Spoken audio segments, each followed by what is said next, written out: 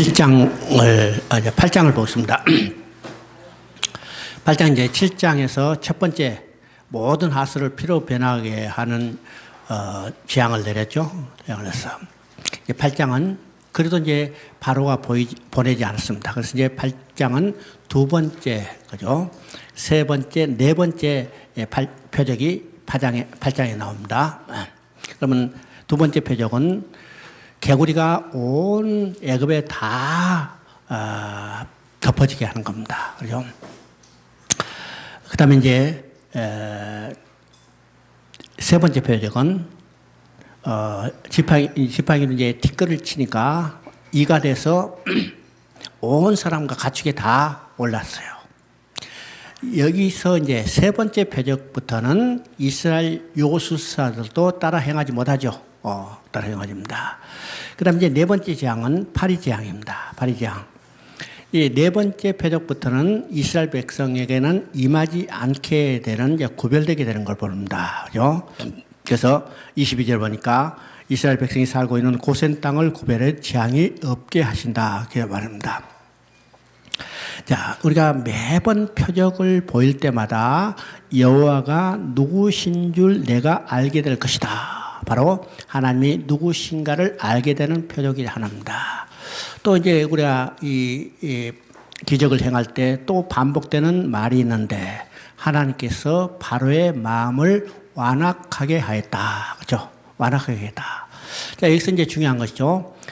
바로의 마음을 완악하게 하였다. 이 말은 하나님께서 바로의 마음을 완악하게 만드셨단 말이 아닙니다. 만드신 거 아니고 바로가 강팍해지고 안악하게 된 것을 그대로 놔두셨다는 거예요.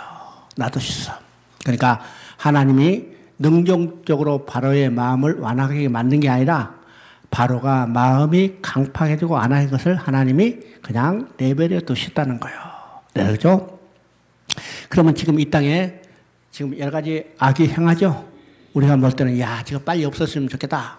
왜 하나님 저걸 그만두실까? 아니, 여기 빨리 없애지 않으실까? 이렇게 생각하지 몰라도 그것도 하나님이 그들이 강팍하게 되는 것을 그냥 놔두신 거예요. 언제까지? 결정적인 순간이 올 때까지. 그죠? 결정적인 순간이 올 때까지. 자, 네 번째 재앙의 파리 재앙 때는요, 바로가 타협판을 제시합니다.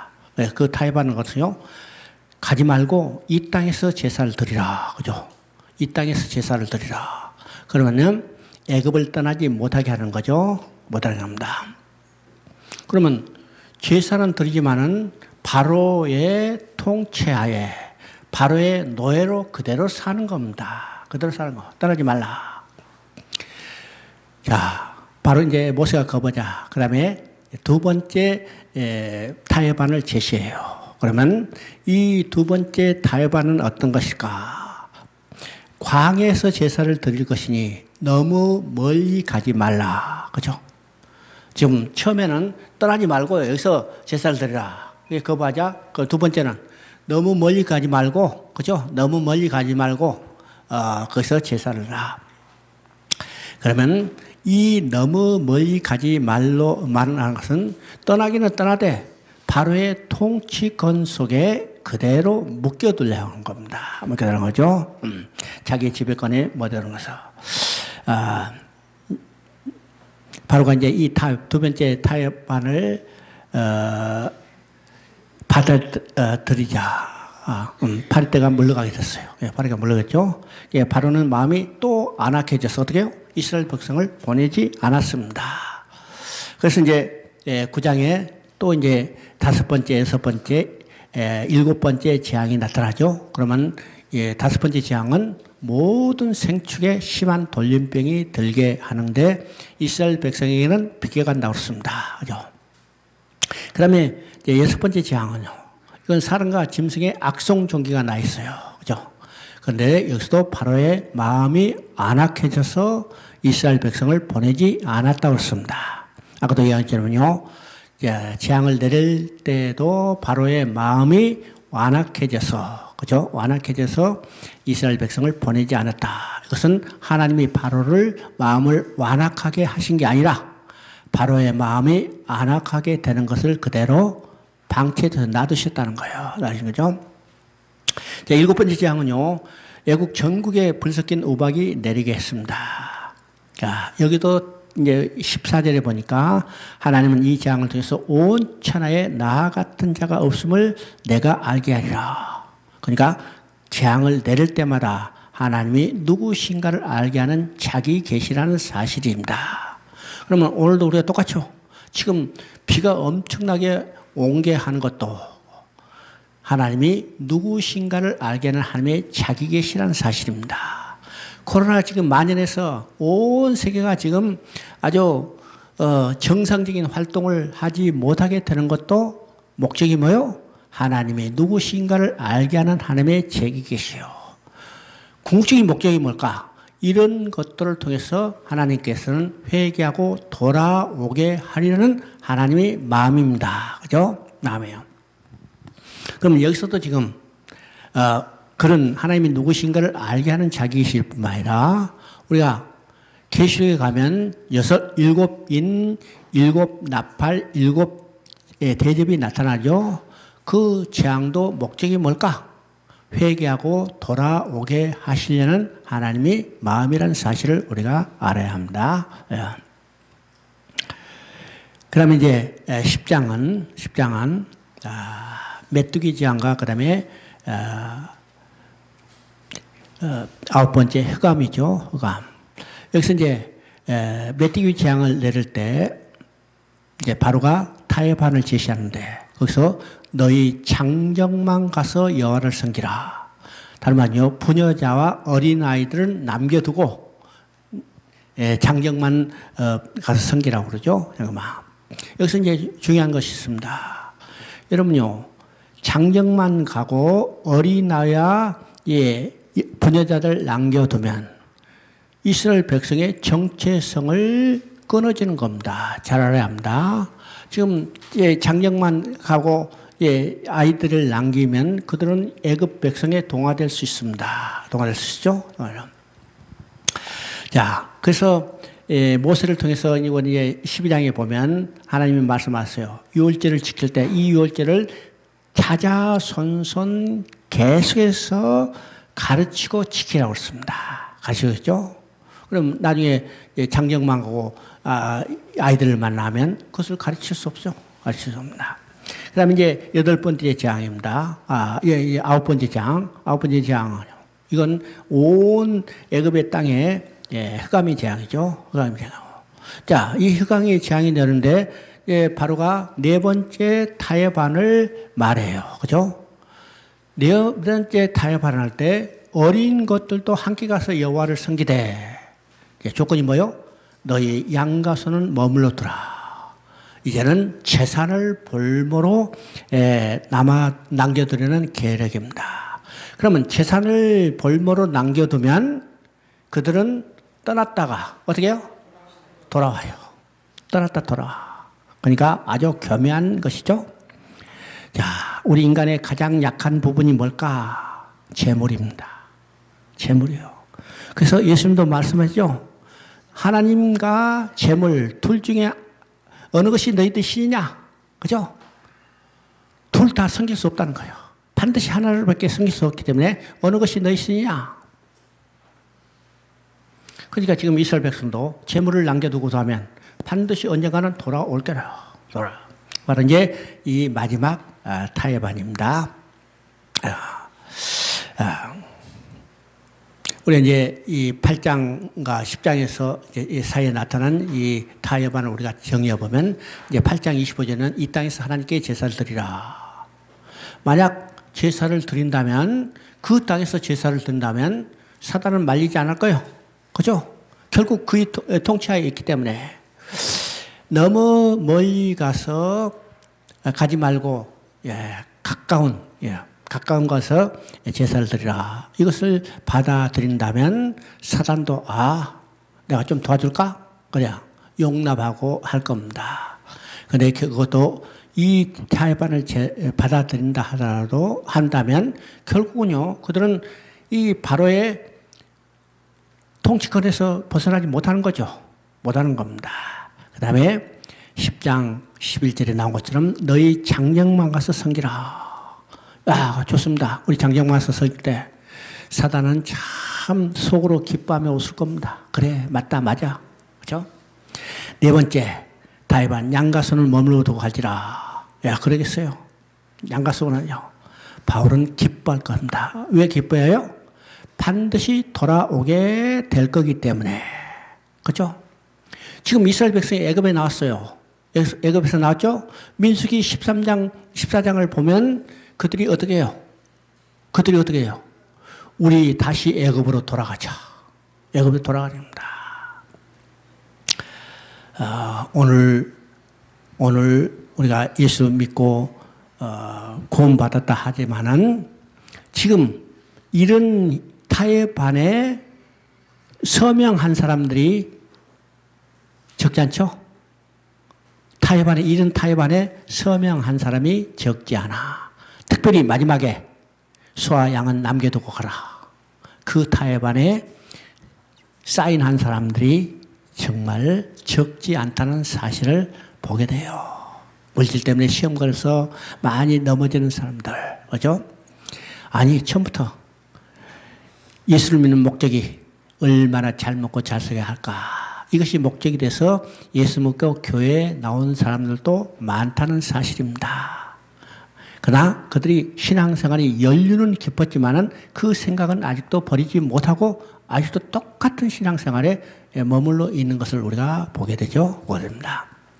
그러니까 이런 것들을 이게 타협한도 우리 지금까지 대강 성경을 보면요. 기적과 이사의 핵심을 가지고 그게요. 근데 바로가 제시했던 타협안과 우리가 얼마나 거기에 끌려가고 마음을 두고 있는가 우리 자신들을 한번 돌아봐야 합니다. 돌아봐야죠. 자, 11장은요. 지금 10장까지 9가지 재앙을 내렸는데도 바로가 보내지 않았어요. 그래서 11장은 지금 11장 1절에 말이죠. 오직 한 가지 재앙을 내린 후에야 바로가 너희를 보낼 것이라고 합니다. 여기서 이제 우리 성경은 오직이라는 말이 없죠. 근데 오직 한 가지 재앙. 여기서 우리가 이제 더 확실히 성경을 이해하려면 그게 오직 한 가지 재앙을 내린다. 오직이라는 말을 거기다 쓴다면 성경을 조금 더 쉽게 이해할 수 있어요. 왜일까? 지금까지 19가지 재앙을 내렸는데도 바로가 이스라엘 백성을 보내지 않았어요. 그러면 하나님이 능력이 모자라서 바로를 한 재앙으로 제압할 수 없어서 바로가 이스라엘 백성을 보내지 않았을까요? 한 가지 재앙으로도 얼마든지 하나님은 바로를 제압하실 수 있었는데 왜 9가지 재앙을 내리셨을까? 9가지 재앙을 내렸는데도 왜 바로가 이스라엘 백성을 보내지 않았을까? 바로 이 오직 한 가지 재앙에 초점을 맞춰가고 있다는 거예요. 그러면 이 한 가지 재앙은 어떤 것이요? 모든 장자가 죽임을 당하는 가운데 이스라엘 백성은 유월절 어린 양의 피를 통해서 한 생명도 해함을 받지 않고 애굽에서 나올 것에 대해서 그것을 지금 한 가지 재앙을 이야기하죠. 한 가지요. 그러니까 9가지 재앙은 이 한 가지 재앙에 초점을 맞추고 있다는 거예요. 다른 말은요, 이스라엘 백성이 애굽에서 나오는 것은 이 방법도 아니고 저 방법도 아니고 오직 한 가지 방법이라는 거예요. 그 한 가지 방법은 어떤 것이요? 애굽의 모든 장자가 죽임을 당하는 건데 유월절 어린 양의 피를 통해서만 애굽에서 나올 것을 강조하고 있는 겁니다. 그러면 우리가 구원받는 것도 이 방법도 아니고 저 방법도 아니고 오직 한 가지 방법이요. 그 오직 한 가지 방법은 예수 그리스도의 십자가의 피를 흘림을 통해서만 우리가 사단의 노예로부터 해방돼요. 구원받게 되는 거죠. 그 방법이 아니라면 우리는 구원받을 수 없어요. 그래서 바울은 말합니다. 내가 그리스도 십자가 외에는 자랑할 것이 없나니. 왜요? 그리스도 십자가를 통해서만 구원받았기 때문에 오직 그리스도 십자가만 자랑한다고 그러죠. 아무것도 자랑할 것이 없어요. 오직 그리스도 십자가만. 왜요? 그리스도의 십자가를 통해서 사단의 노예로부터 해방돼서 우리가 구원받게 되기 때문에 오직 한 가지 방법이라는 사실을 우리가 알아야 합니다. 그래서 이제 11장 후반부는 바로 이제 애굽의 모든 장자가 죽임을 당하는 재앙을 이야기하죠. 재앙을 이야기하고, 그 다음에 이제 12장은 그 가운데서 이스라엘 백성이 애굽으로부터 해방되는 것을 될 수 있는 유월절을 지키는 규례에 대해서 이야기합니다. 유월절이죠. 그래서 12장에 보면 애굽의 모든 처음 난 것을 죽이는 10번째 재앙에서 이스라엘 백성은 구원하셔서 하나님께서는 이스라엘 백성에게 흠없고 1년 된 순양이나 염소 중에서 어린 양을 준비하라고 했습니다. 자, 어린 양은 19째 달, 그러니까 10일에, 그날 10일에 어린 양을 준비했다가 14일 저녁에 잡게 됐어요. 자, 10일 날 준비했다가 14일 저녁에 어린 양을 잡게 됐어요. 그러면 우리가 이제 예수님의 순환주간을 생각해 봅니다. 순환주간, 월요일부터 시작해서 월요일이 10일이고, 그 다음에 14일은 금요일 저녁이요. 그렇죠? 손가락으로 계산해 보세요. 10일, 11, 13, 10, 11, 12, 13, 14. 금요일이죠. 금요일 저녁이요. 그러니까 이게 단순한 이야기 아니에요. 바로 예수님이 어린 양이 돼서 그가 준비됐다가 금요일 저녁에 유월절 어린 양이 돼서 죽을 것을 이야기를 하는 겁니다. 여기도 예표하는 거고. 그 다음에 이제 10일부터 14일까지는 이 제물은 흠이 없어야 해요. 그죠? 완전하고 순결한 제물이어야 합니다. 그런데 그 14일 동안, 며칠 동안 이제 준비했던 것을 관찰해요. 혹시 잠복 기간이 있어서 코로나가 나타나는 거면 안 되잖아요. 그죠? 그래서 혹시 그 기간에 이 준비한 양이 잘못될 수 있기 때문에 어떻게요? 준비 기간을 벌써 관찰하는 겁니다. 완전히 흠 없는 것을 드리기 위한 준비 과정을 거치도록 만드는 겁니다. 그렇죠? 그래서 이제 양고기는 먹고 피는 문설주 임방에 발라서 이 피가 표적이 된다고 그랬습니다. 그럼 이 표적은 두 가지 의미라고 그랬어요. 우리가 이제 이미 다 알고 있는 내용입니다. 첫째는 이스라엘 백성의 집과 애굽 백성의 집을 이렇게 구분해 주는 표기입니다. 오늘 말은요, 믿는 사람과 믿지 않는 사람을 구별해 주는 거예요. 그러면 오늘 믿는 사람은 어디에 피가 발라졌어요? 우리 마음에 피가 뿌려졌습니다. 하나님은 이 뿌려진 피를 통해서 우리를 보시게 되는 겁니다. 두 번째 표적 의미는 뭘까? 그 밤에 애굽의 모든 장자가 죽임을 당하는 가운데, 그죠? 하나님 여호와의 사자가 애굽의 모든 장자를 다 치는 가운데 이스라엘 백성의 집에 와서는 문설주에 발라진 피를 보고 넘어가신다고 했습니다. 넘어가는 것을 우리가 유월절이라고 합니다. 유월절. 그러면 이건 어떤 의미요? 이미 이 집에는 죽음이 있었다는 거예요. 이스라엘 백성의 집에도 죽음이 있었다는 거예요. 그러면 이스라엘 백성의 백성의 집에는 누가 죽었어요? 이스라엘 백성의 장자가 죽은 게 아니라 어린 양이 죽었어요. 어린 양이 죽었죠? 여기에 어린 양이 대신 죽은 것입니다. 그래서 바로 대속결이죠. 대속결이. 내 대신 누가 죽으셨어요? 내 대신 예수님이 십자가에 죽으셨어요. 그렇죠?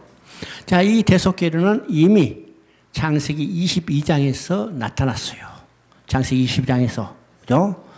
이삭 대신 수풀에 걸린 수양이 대신 제물로 드려졌어요. 그래서 이 수풀에 걸린 수양은 하나님이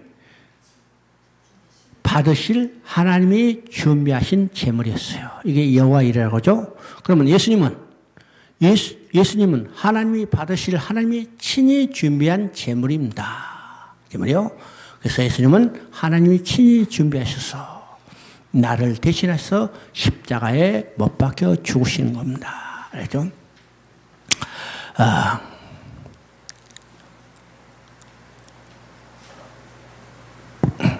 자, 이 유월절을 통해서 이제 430년 동안 애굽에서 노예 생활하던 이스라엘 백성이 해방돼서 나오게 되죠. 자, 거기 보면 41절에 보면요. 430년이 끝나는 그날에 여호와의 군대가 나왔다고 합니다. 여기서 이제 아까도 했잖아요. 7절에도 내 군대라고 했죠. 여호와 군대가 나왔다. 지금까지는 바로의 노예였으나 이제는 여호와의 전쟁을 싸울 여호와의 군대가 되기를 원하시는 거예요. 지금 이스라엘 백성은 애굽에서 430년 동안 뭘 했어요? 노예로 살았어요. 노예로 살았기에 그들은 군대로 편성되지도 않고 군대로 훈련되지도 않고 군대로 무장되지도 않은 철저히 노예 근성이 바뀐 그들이죠. 하나님이 그들을 보고 지금 여호와의 군대라고 그래요. 노예를 보고 여호와 군대라. 그러니까 하나님이 그들에게 기대한 바가 있다는 거예요. 그 기대하는 바는요. 이제는 노예였지만은 앞으로는 여호와의 군대가 돼가서 여호와의 전쟁을 싸워주기를 원하는 하나님의 기대죠. 하나님도 우리에게 그 기대를 가지고 계세요. 오늘 우리도 하나님의 군대가 돼서 하나님의 전쟁을 싸워주시기를 원하는 거죠. 그러면 하나님의 전쟁은 어떤 전쟁이요? 저 허물로 죽었던 영혼들을 살리는 전쟁입니다. 저 허물로 죽었던 전쟁을 살리는 전쟁인데 그 전쟁에서 우리를 군사로 사용해서 전쟁을 치르기를 원하시는 거죠. 그런데 정말 우리가 그 전쟁을 치르고 있는가? 그 전쟁을 치르고 있는가 생각해 보십시오. 자, 이걸 사사기를 통해서 이거 중요한 것을 깨달아야 합니다. 여러분요, 사사기 1장 1절을 읽어보면 1장 1절을 보면 이스라엘 백성이 하나님께 물어봐요. 누가 먼저 올라가서 가나안과 싸우리까 물어봤어요. 그렇죠? 가나안은 누구예요? 그 땅에서 몰아내야 할 적들이요. 그러니까 타락하기 전에 사사기가 시작돼서 누가 먼저 올라가서 적과 싸우리까 물어봤는데 타락하자 사사기 20장 18절에 뭐랬어요? 누가 먼저 올라가서 베냐민과 싸우리까 물어봅니다. 베냐민은 누구예요? 이스라엘 12지파의 한 족속, 동족이에요. 언제? 타락하게 되자. 타락하게 되자. 오늘 교회도 똑같습니다. 오늘 교회는 여호와의 전쟁을 치를 여호와의 군대면 적과 싸워야 해요. 사단의 강력한 진을 무너뜨리고 그 속에 갇혀있는 지하 허물로 죽었던 영혼들을 끄집어내는 전쟁을 치러야 합니다. 그런데 교회가 타락하면 그 전쟁은 뒷전으로 하고 내부에서 서로 치고받고 싸우는 거예요. 오늘 이 모습들이 세계 곳곳 교회에 나타나죠. 나타나는 겁니다. 이제 이런 것들을 통해서 정말 우리가 교회가 어떤 사명을 가지고 있는가. 교회는 여호와의 전쟁을 치를 여호와의 군사라는 거예요. 우리가 계시록에 보면 이 전쟁이 치열하다는 사실을 우리가 보게 되는 겁니다. 얼마나 치열한가. 그죠? 피 흘리기까지 자기 생명을 아끼지 않고 싸워야 할 전쟁이에요. 얼마나 치열한 것을 우리가 보게 되죠. 그리고 이제 후반부에는 무교제를 지키라고 말합니다. 그럴까요? 구원받은 백성으로서의 거룩한 삶을 살아야죠. 그래서 무교제를 지키라고 합니다. 이것이 성경의 전반적인 구조라는 사실을 우리가 보게 됩니다. 레위기도 우리가 똑같은 구조예요. 레위기도 어떻게 해요? 전반부는 하나님을 만나러 가는 길을 보여줬죠. 그러면 그 길은 쉽게 얘기하면 제사장이 드리는 제사를 통해서 하나님을 만났어요. 그렇죠? 이것이 하나님 만나러 가는 길을 보여줍니다. 그러면 후반부는 어떤 것이요? 제사장이 드리는 제사를 통해서 하나님을 만났다면 하나님과 어떻게 살아야 할 것인가? 어떻게 살아갈까요? 그렇게 해야 해요. 그렇게 해야 거룩하신 하나님과 함께 살 수 있죠? 그래서 레위기 후반부는 성결법, 거룩한 삶에 대해서 이야기합니다. 이거 다른 말이요.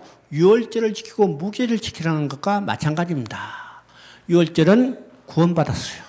다른 말이요. 하나님과 인격적인 교제가 회복됐다면 어떻게 해요? 이제는 하나님과 영원히 함께 살기 위해서는 어떻게 거룩해져야 해요. 그죠? 그래서 유월절을 지키고 무교제를 지키라고 합니다. 그렇죠? 이것이 고린도전서 3장 16절 17절에도 똑같이 나옵니다. 고린도서 3장 16절은 너희가 하나님의 성전이니까 하나님이 영이 너희와 함께 계신 것을 알지 못하느냐. 이 말은요, 우리 안에 성전이 되고 우리 안에 하나님이 거하시게 됐어요. 그러면 하나님이 거하시게 되기 때문에 성전은 우리가 깨끗해져야죠. 거룩해져야죠. 그래서 3장 17절은 하나님의 성전을 더럽히지 말라. 쉬운 말하면요, 너희가 무교절의 삶을 살라는 거예요. 그죠? 누룩은 부패와 죄를 상징하기 때문에 거룩한 삶을 살라는 겁니다. 그죠? 그리고 이제 12장 2절은요, 유월절 달을 해 곧 첫달이 되게 하리라. 이것은 유월절을 통해서 어떻게요? 역사가 바뀐 겁니다. 바뀐 거죠? 역사가 바뀐 거예요. 유월절을 통해서 우리는요, 사단의 노예로부터 이제는 구속받아 하나님 앞에 나아가게 된 자들이요. 다른 말로 예수 그리스도에 속하게 된 자들이죠. 그러니까 옛 사람은 죽고 새 사람으로 거듭나 났어요. 그러니까 유월절을 통해서 역사가 완전히 바뀐 겁니다. 역사가 바뀐 거죠. 그래서 이 달을 새 첫 달이 되게 하라. 역사가 바뀌었습니다. 그 다음에 이제 13장은 어떤 것일까? 이제 이스라엘 백성들이 애굽에서 나왔습니다. 나왔죠? 자, 그래서 유월절, 여기서 이제 또 유월절을 지키라고, 앞에는 유월절 규례에 대해서, 무교절 규례에 대해서 이야기하고, 여기서는 무교절을 지키라고 명령을 하는 것을 보게 됩니다. 그 다음에 이제 처음 나는 것은 하나님께 돌리라고 그랬죠? 왜 처음 난 것은 하나님께 돌리랄까? 바로 하나님께서 애굽에서 애굽의 장자를 다 침으로 이스라엘 백성을 건져냈어요. 이스라엘 백성을 건져냈죠? 그러면 이스라엘 백성을 이제 애굽의 장자를 침으로 이스라엘 백성을 구원했기 때문에 이스라엘에 처음 난 것은 누굴 거예요? 하나님 거예요. 그래서 하나님께 바치라고 그럽니다. 그래서 나중에 이제 보면 레인이 이스라엘 장자를 대표해서 하나님을 섬기는 자들이 됐고, 그다음에 이제 이스라엘 처음 숫자가 부족할 때는 이제 그 돈으로 바치는 것을 우리가 보게 됩니다. 그죠? 그 다음에 거기 보니까 나귀의 첫 새끼는 어린 양을 제사로 하는데 나귀는 부정한 동물로 여기고 부정한 동물을 하나님께 들 수 없기 때문에 어린 양으로 대속하라고 그럽니다. 그죠? 자, 그리고 이제 후반부를 보면 13장 후반부를 보면 하나님이 블레셋 길을 따라가지 않게 하고 어디요? 홍해 광야 길을 따라 가신다고 했어요. 그러면서 앞에서 불기둥과 구름기둥으로 인도하시는 걸 보게 되죠. 그러면 이제 14장에서 우리가 왜 하나님이 블레셋 길로 가지 않고 홍해 길로 가도록 말씀하셨을까? 이것을 우리가 보게 됩니다. 보게 되죠. 자, 14장에 지금 홍해 도하 사건이 나옵니다. 하나님께서 이스라엘 백성을 블레셋 길로 가지 않고 이제 홍해길로 갔어요. 그래서 이제 그들이 홍해길로 가서 바닷가에 진을 치게 되죠. 그러면 하나님께서 왜 블레셋 길, 저 육지로 가지 않고 지금 어디게 홍해를 건너가는 길로 가도록 명령하셨을까? 첫째 의미는 육지로 간다면 가다가 돌아가 버릴 수도 있어요. 그죠? 가다가 돌아가 버릴 수 있어요. 그래서 절대 돌아가지 못하게 홍해길로 가게 하시는 겁니다. 홍해를 일단 건넌 후에는 어떻게 해요? 돌아갈 수 없어. 그래서 그들이 돌아갈 수 없도록 하게 해서 홍해길로 가게 하신 거고요. 두 번째는 홍해를 건너고 하면서 하나님이 누구신가를 알게 하고 그것을 통해서 하나님의 영광을 드러내게 하는 거예요. 그죠? 드러내게 해요. 세 번째는 이게 이제 비슷한 이야기지만은 애굽이 절대로 쫓아올 수 없도록 하게 했어요. 쫓아요? 육지로 가면 계속 쫓아올 거 아니에요? 근데 홍해 길로 가면요, 홍해를 건넌 순간 애굽 백성은 이스라엘을 절대로 쫓아올 수 없게 되었어요. 그죠? 그래요. 자, 그래서 블레셋 길로 가지 않고 홍해 길로 가게 했습니다. 그죠? 자, 이스라엘 백성은 지금 블레셋 길로 가지 않고 홍해 길로 가니까 바로 그걸 딱 보고, 야, 저 왜 육지로 건너지 않고 저 바닷가로 건너가지? 저리로 가면 이걸 꼼짝도 못하고 우리가 도간에 던지다. 그래가지고 이제는 됐다. 쫓아가서 다시 잡아오자 해가지고 바로가 군대를 일으켜서 이스라엘 백성을 지금 잡으러 쫓아오는 거죠. 쫓아와요. 자, 하나님이 이것을 통해 보세요. 내가 바로의 마음을 안악하게 한즉 바로가 그들의 뒤를 따르리니. 그죠? 지금 여기서 안악하게 했다는 것은 하나님께서 안악하게 하셨단 말이 아니다. 그죠? 바울이 안악하게 되는 것을 버려두시는 곳으로. 그죠? 자, 그 목적이 뭘까? 내가 그와 그의 온 군대로 말미암아 영광을 얻어 애굽 사람이 나를 여호와인 줄 알게 하리라. 그죠? 바로 이것을 통해서 하나님의 영광을 얻을 뿐만 아니라 하나님이 누구신가를 알게 하는 이게서 목적이라는 거죠. 자, 이스라엘 백성이요, 홍해에 딱 도착하자마자 이제는 그것을 보고 하나님을 원망하고 불평합니다. 그죠? 그죠? 그때 하나님께 원망하고 불평하고는 이스라엘 백성에게 모세가 뭐라고 말할까? 이것이 13절, 14절 우리가 중요한 의미가 있는 걸 보게 됩니다. 그럼 이제 13절, 14절 반드시 한번 읽어보시고, 그죠? 그 의미가 무엇인가를 우리가 한번 새겨봐요. 그죠? 너는 두려워하지 말고 가만히 있어서 여호와께서 오늘 너희를 위하여 행하시는 구원을 보라. 너희가 오늘 본 애굽 사람은 영원히 다시 보지 아니하리라. 자, 하나님은요, 바로의 추격을 통해서 하나님의 능력을 보이시고 그것을 통해서 하나님의 영광을 돌리게 하셔서, 그죠? 뿐만 아니라 이스라엘 백성을 홍해를 건너므로 인해서 바로의 통치로부터 완전히 벗어나게 하고, 그죠? 또 이것을 통해서 애굽을 완전히 심판하시게 할 목적이 있었다는 사실입니다. 그죠? 심판했죠. 여러분 보세요. 만약 애굽이 블레셋 길로 갔다면, 애굽이 쫓았죠? 애굽이 쫓아. 그러면 얽혀가지고 뭐 하다가 하나님이 심판한다. 애굽 사람들이 살아서 도망간 사람도 있었을 거예요. 그죠? 도망간 사람도 있었을 텐데, 홍해길에서 홍해에 다 빠져 죽지 않나. 한 사람도 살아서 도망간 사람이 없는 거예요. 그죠? 이것을 통해서 애굽의 완전한 심판을 보여주게 한 목적이 있었다는 거예요. 그러니까 우리가 눈에 볼 때는 야, 하나님이 좀 바보라서 왜 좋은 길로 가지 않고 홍해길로 가게 하셨을까 이렇게 생각할 수 있지만은 하나님의 일은 온전히 하나님의 자신의 선한 목적대로 이루신다는 사실을 알아야 해요. 그래서 말하죠. 하나님의 생각은 인간의 생각과 다르고 하나님의 길은 인간의 길과 달라서 바다에도 길이 있고 하늘에도 길이 있다는 사실을 말해요. 우리는 땅의 길만 보죠. 바닷속의 길은 보지도 못했어요. 이스라엘 백성이 홍해의 길이 있다는 사실을 알았을까요? 몰랐을까요? 꿈에도 생각 못하는 거예요. 그런데 하나님은 바닷속에도 길을 내시고 때가 되니까 그 길을 내시고 이스라엘 백성을 완전하게 건너게 하시는 것을 우리가 보게 됩니다. 그래서 그러니까 성경을 볼 때 우리는 하나님의 손길을 바라봤어요. 우리 앞이 캄캄하다 하더라도 하나님은 그 속에 길이 있다는 사실을 우리가 믿음의 눈으로 볼 수 있어야 합니다. 그래요? 자, 여기서 이제 너희는 두려워하지 말고 가만히 있어서 여호와께서 오늘 너희를 위하여 행하시는 구원을 보라.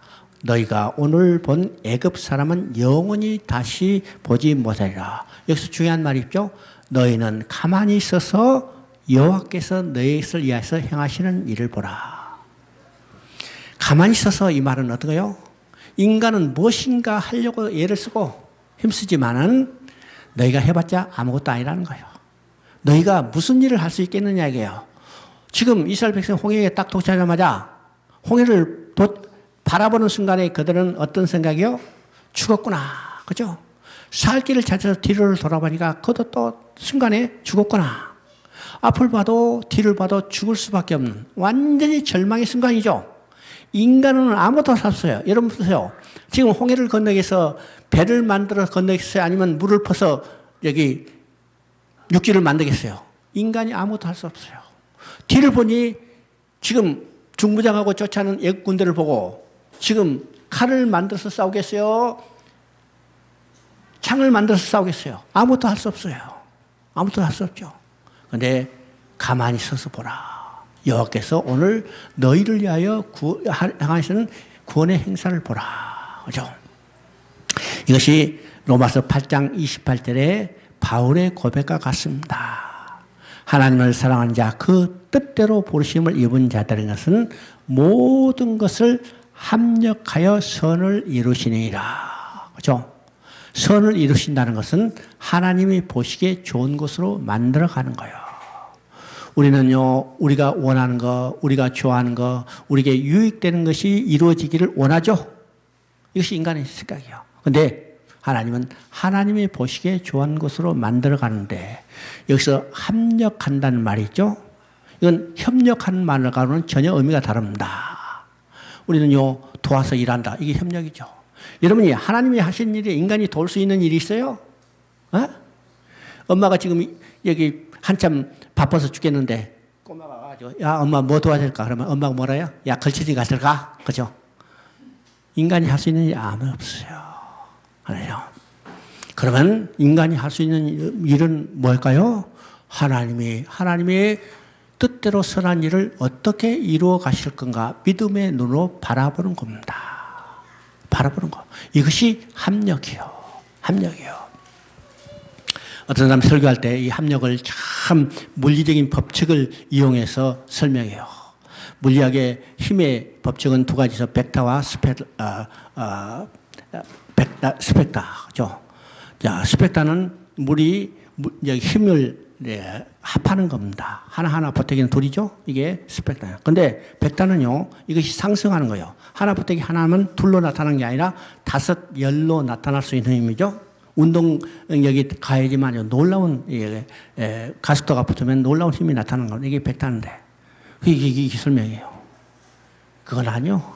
인간이 어떤 힘도 하나님이 하신데 보탤 수가 없어요. 믿음의 눈으로 바라볼 뿐입니다. 그죠? 그 다음에 이제 이스라엘 백성이 홍해를 건너자 이제는 이스라엘을 쫓아왔던 애굽의 군사는 다 거기서 몰살하게 되는 거죠. 이것을 통해서 하나님의 영광을 드러내는 겁니다.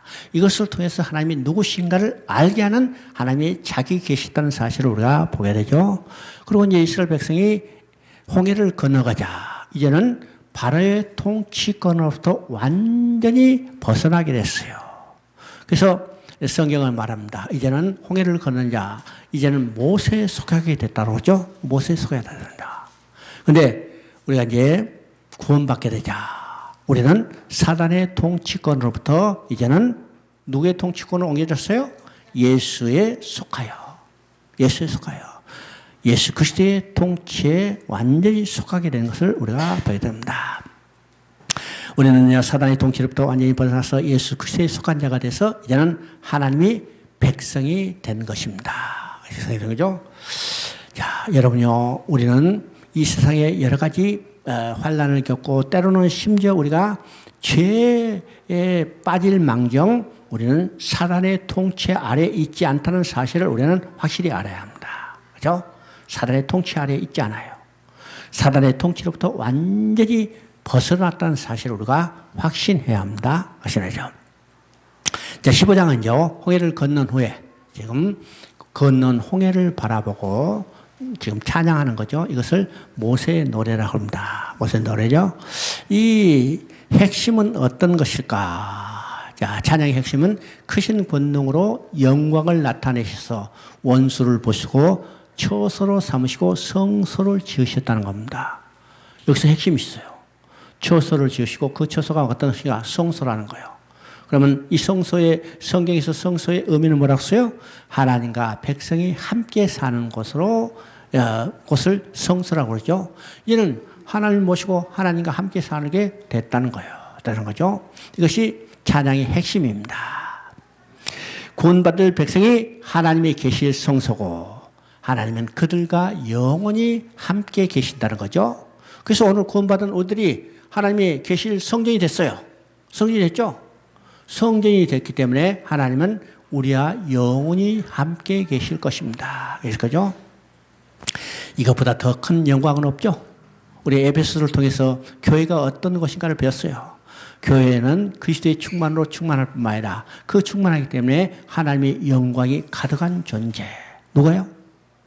누가? 내가. 누가? 이 안산 하나교회가. 그죠? 이것이, 자, 그들이 이제 홍해를 건너서 수루강에 도착했는데 그곳에 물이 쓰기 때문에 어떻게요?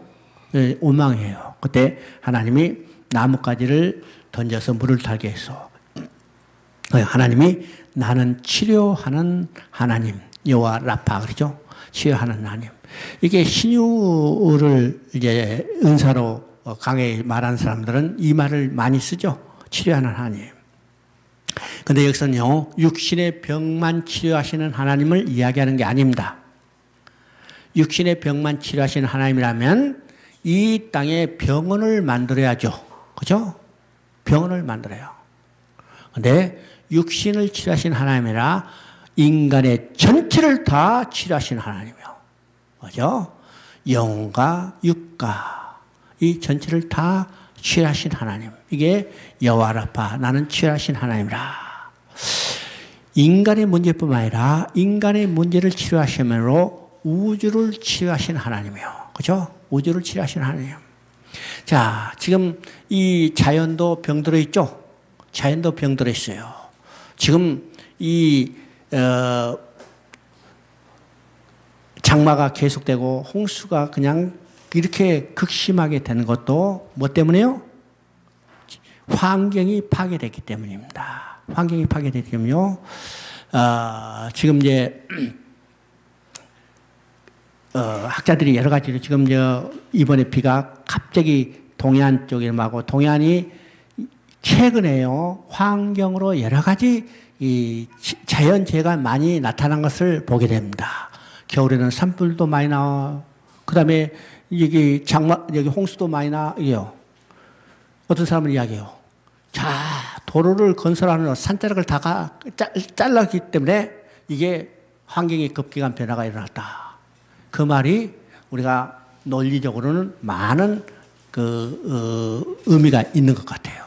중국에 지금 재해가 나타나는 지금 이런 것은요, 가뭄이 났고 홍수가 나는 것은 산사 때문에 가장 큰 원인이 있다는 사실을 우리가 보게 됩니다. 보게 돼요. 이제 오랜 학자들이 많은 연구 결과 그게 지금 발표되고 있습니다. 잘 알겠죠? 지금 오늘 보니까 아마존에 1년에 훼손되는 그 산림의 범위가 1년에 축구장 120배? 하여튼 어마어마한 산림이 완전히 황폐화되어요. 그러니까 아마존은요, 우리가 쉽게 말하면요, 세계의 허파라고 할 정도로죠. 그죠? 한데 그것이 이제 점점점 무너져. 그러면 지금 환경 오염을 정화시킬 수 없는 상태가 되어버리는 거죠. 그죠? 자, 이것이 뭐 때문인가? 인간이 타락했기 때문이요. 인간이 타락해요. 그러면 인간이 회복되면 이 자연도 회복되죠. 그래서 로마서의 9장에 보면, 8장에 보면, 자, 이 피조물도 하나님의 아들들이 나타나는 것을 고대하고 목을 쭉 빼고 소망하고 있다는 거예요. 왜요? 인간이 회복돼야 그들도 하나님의 저주로부터 해방되기 때문이에요. 그러니까 하나님 치유하신 하나님은 우리 인간만 치료하는 하나님이라, 이게 말의 쓴물만 단물로 해결하시는 하나님이 아니라 우주 만물을 해결하시는 치료하시는 하나님이랍니다. 그럼 이제 16장은 우리가 잘 아는 바와 같이 만나의 이야기죠. 그들이 광야에 도착하자 모세와 아론을 향해서 원망합니다. 애굽에서 고기 가마 곁에 앉아 있을 때가 좋았는데 왜 이곳을 인도하여 죽게 하는가. 이게 소리만요, 우리 쉽게 나타난 왕년병이랍니다. 왕년의 병. 그죠? 야, 내가 옛날에는 어떻게 했죠? 옛날에 참 나 잘 먹고 잘 살고 높은 자리에 있었어. 그죠? 이 왕년병입니다. 지금 여기 보세요. 이스라엘 백성이 애굽에서 고기 가마 곁에 앉아 있을 때가 좋았는데 지금 이스라엘 백성이 애굽에서 430년 동안 뭐 살았어요? 노예로 살면서 먹고 살았던 것이 고기 가마 곁에서 먹고 살았어요?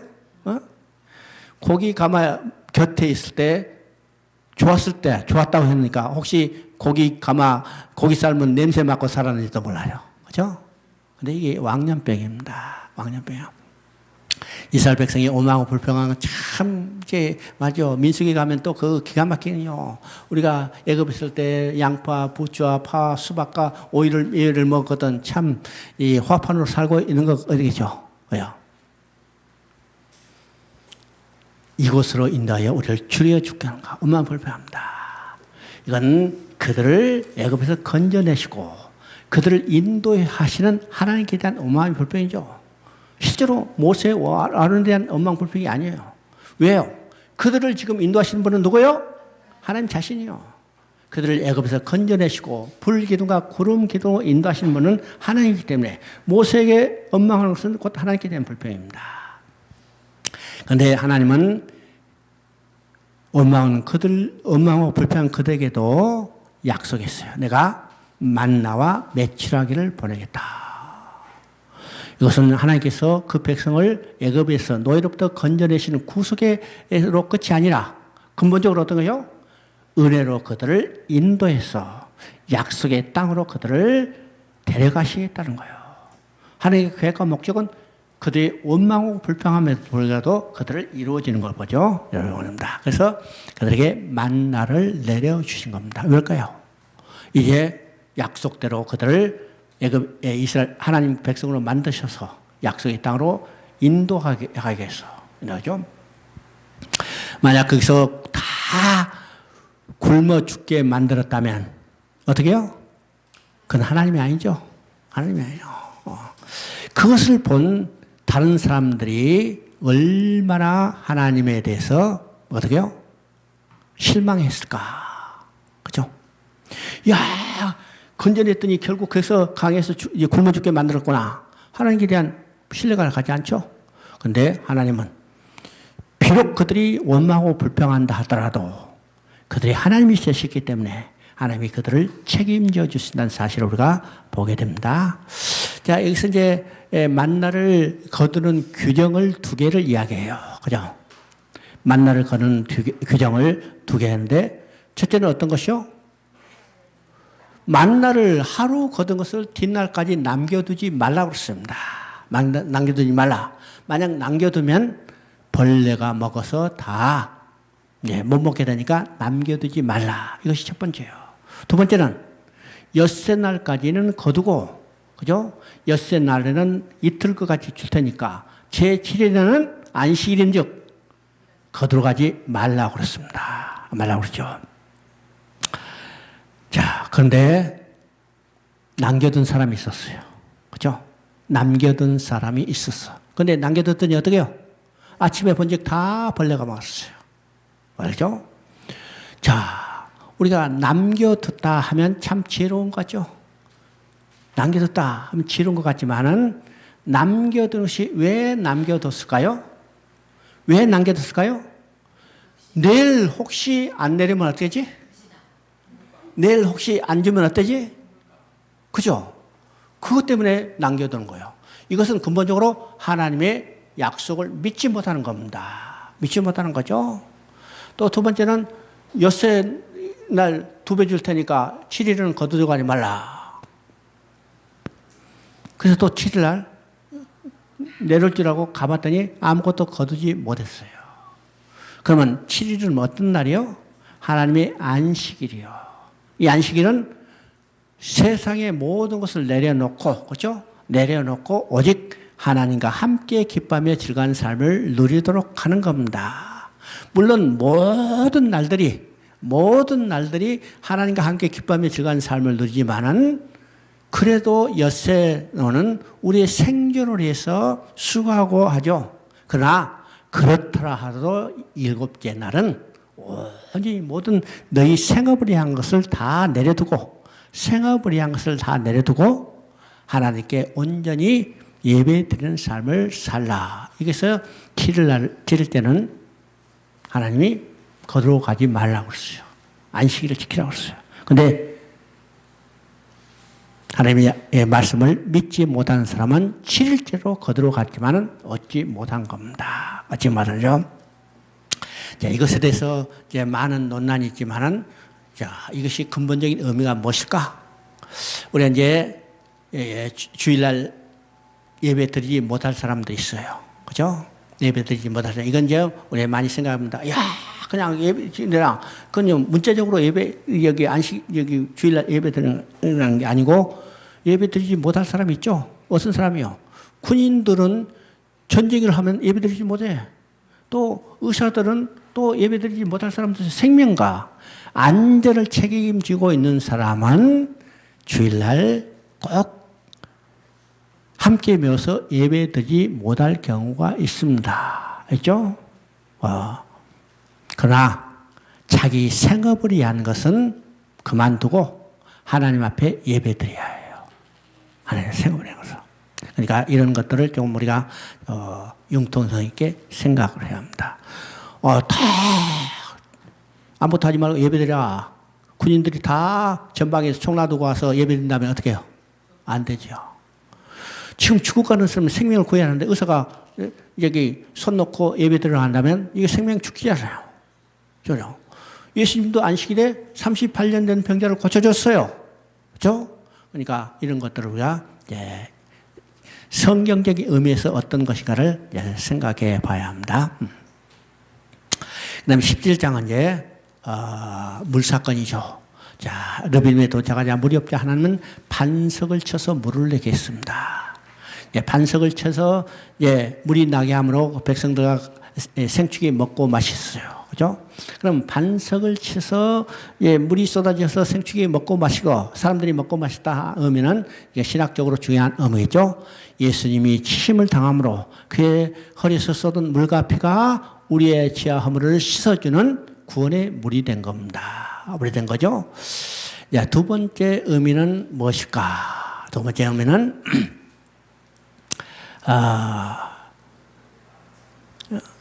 지하 허물을 씻는 셈인데 우리가 이제 16장과 17장은 두 가지 의미죠. 16장에서는 만나를 내주시고 17장에서는 물을 이제 반석을 침으로 물을 쏟았어요. 그러면 16장의 만나는 누구에 대한 예표예요? 생명이 되신 예수 그리스도의 예표예요. 이것이 요한복음 6장에서 바로 얘기죠. 너희가 광에서 만나를 먹었지만 죽은 것 같이 죽었지만은 나는 생명의 떡이다. 나를 먹는 자는 영원히 살리라. 그죠? 그 다음에 이제 이 르비딤의 물 사건은 하나님은 내게 와서 마시라. 내게 와서 마시는 자는 영원히 그 입에서 생수의 강이 넘쳐나리라. 바로 이 생명이 떡이시고 생명수 되시는 예수 그리스도를 예표하는 겁니다. 예표하죠. 그래서 학자들은 이야기해요. 요한복음 6장은 출애굽기 16장에 해당되는 거고 요한복음 7장은 출애굽기 17장에 해당되는 거다. 왜일까요? 요한복음 6장은 만나에 대한 이야기죠. 생명이 떡을 떼면서 오병이의 떡을 쏘고 이것이 찢긴 내 살이다. 그 다음에 17장은 초막절을 지키고 지금 헤어지려는 그 백성들에게 초청하는 거예요. 누구든지 목마른 내게 와서 마시라. 내게 와서 마시는 자는 그 배에서 생수의 강이 넘쳐나리라. 생명수를 예표하는 겁니다. 뿐만 아니라 이제 후반부에 가면 어떻게 해요? 아말렉과 전쟁을 합니다. 아말렉과 전쟁을 할 때 이 전쟁은 곧 어떤 전쟁이요? 아말렉은 하나님께 대적하는 전쟁이고 이 전쟁은 하나님이 친히 하나님의 전쟁을 싸워주시는 것을 보여주죠. 그러면 지금 여기서 아말렉 족속이 애굽에서 나온 이스라엘 백성을 가장 처음 대적한 사건이기 때문에 성경에 보면 하나님께서 아말렉은 대대로 진멸해야 할 족속이라고 이야기합니다. 진멸할 족속. 그죠? 그러니까 아말렉 족속은 대표적으로 하나님의 임을 대적하는 첫 번째 족속으로 등장하고 하나님은 아말렉 족속을 대대로 진멸해야 할 족속이라고 이야기를 합니다. 그렇죠? 그러면 이 전쟁은 어떤 전쟁이요? 하나님의 전쟁이고 곧 아말렉, 마귀를 뱀의 후손을 대표하는 이 아말렉 족속이 하나님, 여자의 후손을 대적하는 전쟁이죠. 이 전쟁에서 우리는 뭘 바라볼까? 오직 예수 그리스도만 바라봐야 해요. 그죠? 그 다음에 이제 18장은 이들의 방문과 조언입니다. 이스라엘 백성이 이제 우여곡절을 끝에 어디에 도착하는가? 시내산에 도착했어요. 시내산에 도착하자 그동안에 떨어졌던 이드로가 지금 시내산에 있는 모세에게 찾아서 만나게 됩니다. 그래서 지금 모세가 밤낮없이 지금 그 백성들을 통치하는 장면을 보고 이드로가 조언해. 아, 나 안 되겠다. 그래서 여기에 10부장, 50부장, 100부장, 1000부장의 조직을 하게 되는 거죠. 그러면 지금 이스라엘 백성이 애굽에서 나와서 시내산으로 도착해서 뭐가 이루어졌냐 하면 하나님 나라로서의 조직이 된 겁니다. 조직이 된 거죠. 그래서 1000부장, 100부장, 10부장을 세운 것은 이스라엘 행정체계를 정비해서 나라의 틀을 세우고 그 다음에 나라의 틀을 세웠을 뿐만 아니라 이것은 어떤 조직이냐면 곧 군대의 조직입니다. 군대의 조직. 이 군대의 조직은 수천 년이 지난 오늘도 그대로 이 조직이 살아있다는 거예요. 오늘 군대 조직 분대 시작하죠. 소대, 그 다음에 중대, 대대, 연대 이 조직이죠. 그러면 분대는 몇 명이요? 분대는 9명에서 10명. 이거 10부장이죠. 소대는 40명에서 50명. 이건 50부장이죠. 그 다음에 100부장은 오늘 여기 한국 군대는 150명 정도 순대. 그죠? 1000부장은 대대. 이게 지금도 이 시대에 만들었던 군대 체제가 그대로 존속해야 하는 거예요. 존속하는 거죠. 그러니까 지금 여기서 나온 노예들을 시내산에 도착해서 이제는 하나님 나라에서 행정체계를 정비할 뿐만 아니라 하나님의 군대로 조직하는 것을 보게 됩니다. 보게 되죠. 그리고 이제 19장에서부터 이제 두 번째 부분이라고 씁니다. 그렇죠? 애굽에서 나온 이스라엘 백성이 시내에서 도착하자 이제는 하나님은 그들과 더불어 시내산 언약을 체결하는 겁니다. 체결하는 겁니다. 그래서 이제 하나님은 모세를 통해서 이스라엘 백성에 말합니다. 너희가 내 명령을 준행하면 너희는 내 소유가 되고, 그죠? 내 제사장 나라가 오고, 그 다음에 거룩한 백성이 되리라고 말씀하십니다. 그죠? 자, 이스라엘 백성이요. 이 모세를 통해서 하나님 말씀을 이제 듣고 우리가 하나님 명령을 다 준행하겠나이다 그렇습니다. 그러면 하나님께서 너희가 내 명령을 준행하면 내 소유가 되고 제사장 나라고 거룩한 백성이 되리라 했는데 우리가 그 백성이 다 준행하겠다고 했으니까 이제는 어떻게 됐어요? 하나님과 계약이 체결됐죠? 체결됐어요. 그래서 이스라엘 백성은 하나님이 소유가 된 것입니다. 이스라엘 백성은 제사장 나라가 된 것입니다. 이스라엘 백성은 거룩한 나라가 된 거예요.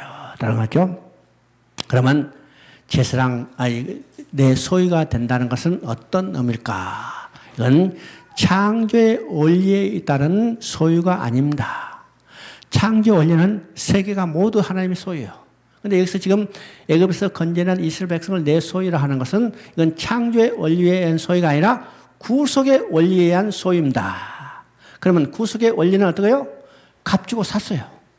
값 주고 샀어. 값 주고 어떤 값을요? 어린 양의 피값을 주고 이스라엘 백성을 샀죠. 이게 구속입니다. 이게 특별한 소유의 의미입니다. 특별한 소유의 의미. 그러면 오늘 우리도 하나님의 소유요. 하나님의 소유죠. 왜요? 하나님이 피값을 지불하고 우리를 샀어요. 그 피값은 예수 그리스도의 십자가 흘린 피값을 주고 우리를 샀기 때문에 우리는 하나님의 소유된 자들입니다. 하나님의 특별한 소유. 특별한 소유입니다. 그 다음에 이제 제사장 나라예요. 제사장. 자, 이스라엘 백성은, 물론 하나님의 제사장으로 택하시고 만드시잖죠. 이것이 일반적인 의미에서 내 제사장 나라가 되리라. 그것도 있지만 두 번째는 이스라엘 백성 가운데 누가 태어나요? 우리의 큰 대제사장이신 예수 그리스도가 태어나요. 그래서 여기서 두 번째 의미는 이스라엘 백성 가운데 우리를 하나님 앞으로 인도해 나갈 하나님의 큰 대제사장이 태어날 것을 계시하고 있는 겁니다. 그러면 그 대제사장 누구요? 우리 주 예수 그리스도예요. 우리 주 예수 그리스도. 이제 세 번째는 거룩한 백성이 되리라고 했죠. 거룩한 백성이 되리라 했기 때문에 거룩한 백성이라고 했어요. 그러면 거룩한 백성은 어느 나라에서 사는 백성이에요? 거룩한 백성은 거룩한 나라에서 사는 사람, 백성이요. 그렇죠? 우리가 한국 사람이라. 한국 백성이면 어디서 살아요? 한국의 나라에 사는 사람들이요. 그러니까 거룩한 백성이라는 것은 거룩한 나라에 살아야 거룩한 백성이 되는 거죠. 그러면 거룩한 백성은 누굴까? 곧 하나님 나라예요. 하나님 나라. 그러면 이 거룩한 백성이라는 것은 하나님의 백성, 하나님 나라의 시민권을 가지고 되는 것을 말하고 있습니다. 우리 이제 4절을 보면요, 이제 독수리 날개를 업어서 이제 인도했다고 그러죠. 근데 이것이 어디서 나오는가? 계시록 12장 14절 보면요, 큰 독수리 날개를 받아 자기 곳으로 갔다. 그렇죠? 여기에 조금 차이가 있습니다. 출애굽 때는 하나님께서 큰 독수리 날개를 업어서 그들을 인도했다고 그랬어요. 그죠? 이건 피동적이요. 피동적이죠? 그런데 계시록에서는 보세요. 날개를 받아 그 날개를 흔들며 갔다는 거예요. 이게 능동적이죠. 그러니까 우리는 단순히 이제 구원받은 존재가 아니라 우리는 능동적으로 적극적으로 하나님 앞에 충성하고 하나님의 일을 해 나가야 할 것을 보여주는 겁니다. 그렇죠? 그럼 이제 11절부터 보면 하나님이 시내산에 내려오시겠다고 그랬습니다. 시내산 내려오시겠다고 했죠. 왜요? 지금 자기 백성이 됐기 때문에 자기 백성이 보고 싶어서 자기 백성이 있는 시내산으로 내려오시겠다고 그랬어요. 자, 내가 내려갈 테니 너 준비하라. 이제 준비하라고 했는데 하나님이 뭐라고 말씀하시는가? 여러분 이제 이 내용은 아주 중요한 내용이었습니다. 경계를 정해놓고 경계 안으로 들어오지 못하겠습니다. 못하겠죠? 그러면 하나님은 시내산에 내려와서 계시고 백성들은 경계를 정해놓은 밖에 있어요. 경계 안으로 들어오지 못하겠죠. 경계 안에 들어오면 나중에 그 뒤에 보면요, 돌로 쳐 죽임을 당한다고까지 엄하게 명령했습니다. 그러면 자기 백성이 보고 싶어서 시내산에 내려왔는데 하나님은 시내산에 계시고 이제 백성들은 경계 밖에 있다면 하나님과 백성이 만났어요? 못 만났어요? 못 만났잖아요. 왜일까요? 이건 구약시대예요. 구약시대는 백성의 죄가 완전히 해결되지 않았기 때문에 죄가 해결되지 않는 인간들이 하나님을 만나면 죽게 되는 거예요. 죽게 되기 때문에 그 죽음을 방지하기 위해서 경계를 정해놓고 들어오지 못하게 하시는 겁니다. 이것이 성막의 구조도 똑같은 거죠. 자, 지성소 안에 속죄소가 있는데 나중에 보겠지만 속죄소 하나님이 뭐라고 말씀하나? 내가 거기서 너를 만나고 말하리라, 이르리라, 말하리라. 교제가 회복되는 거예요. 그러면 인간은요, 지성소 안에 들어가야죠. 속죄소 앞에까지 나가야죠. 근데 지성소에 들어가는 문은 휘장으로 막아놨어요. 막아놨어. 왜일까? 들어오지 못하게 하는 겁니다. 왜일까요? 구약시대 죄가 해결되지 않았기 때문에, 해결되지 않는 인간이 하나님 앞에 나아가면 죽게 되기 때문에 그 죽음을 방지하기 위해서 지성소 하나님 앞에 나아가는 것은 휘장으로 막아놨어요.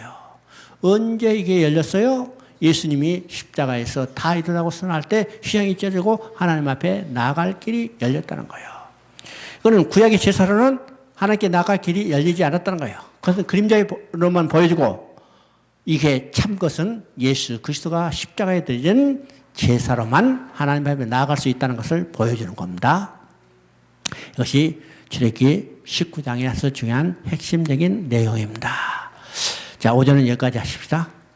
하나님 아버지 은혜 감사드립니다. 출애굽기를 통해서 하나님께서 이스라엘 백성을 구원한 것처럼 오늘 우리 사단의 노예로부터 해방시켜서 하나님 앞에 나아가 하나님의 영광을 바라보고 즐거운 삶을 누리도록 인도하심을 보게 되었습니다. 우리의 구원이 어떻게 이루어졌는지, 우리를 구원하신 하나님의 크신 능력과 그 사랑이 어떤 것인지를 깊이 깨닫게 하셨고, 우리가 더 가까이 주님 앞에 나아가서 주님을 섬기며 예배드리는 삶이 살도록 우리를 이끌어 주시옵소서.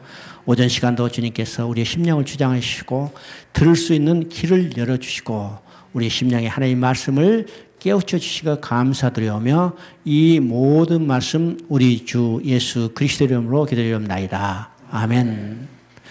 여러분 수고했습니다.